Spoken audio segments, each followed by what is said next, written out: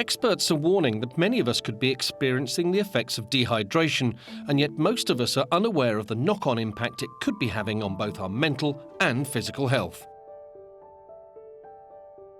New research from the European Hydration Institute also suggests that a quarter of Britons think dehydration only occurs in extreme situations. The evidence comes from the European Hydration Institute, which was set up to highlight the effects of hydration on health, wellness and performance.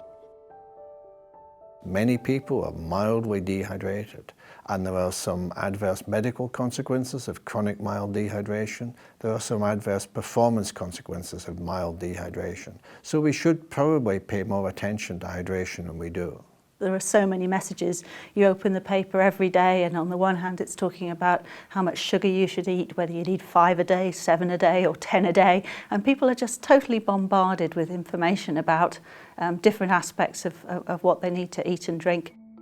Lack of knowledge about dehydration is just part of the problem, according to the EHI. There are a number of widely held misconceptions surrounding hydration, such as in a recent EHI study, 3/4 of Britons believe that during the day everyone should drink 8 glasses of plain water. 8 glasses of water is an easy message, but it's also a communication failure. It assumes that people understand it doesn't have to be water, and it doesn't have to come in 8 glasses. It can come in 2 plates and 3 cups and a jug. Typically about 20 to 30% of our water intake comes from food. So depending on the foods we choose, we can either get a lot of water from those foods or a little bit of water. On the liquids, it's going to be the majority of our intake, but how much we need to drink depends on how much we're losing.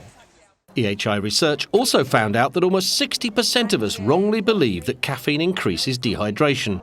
Coffee and tea are fine. If you cut them out of the diet, then probably your liquid intake goes down. But for most people, a bit of tea and coffee makes a significant contribution to their intake. A little bit of alcohol does no harm. 1 gram of alcohol typically stimulates about 10 mils of urine output. So if I drink a whiskey, which is 25 mils, 15 mils of that is water, but 10 mils is alcohol. That 10 mils of alcohol stimulates 100 mils of urine. But I only drank 15 mils of water in my whiskey, so I'm 85 mils worse off. If I drink 500 mils of beer, 5% alcohol, 25 grams of alcohol, that's 250 mils of urine it's going to stimulate. But I drank 500 mils, so I'm 250 mils better off than I would have been if I didn't drink that beer. The message coming through loud and clear is that in hydration terms, everything counts.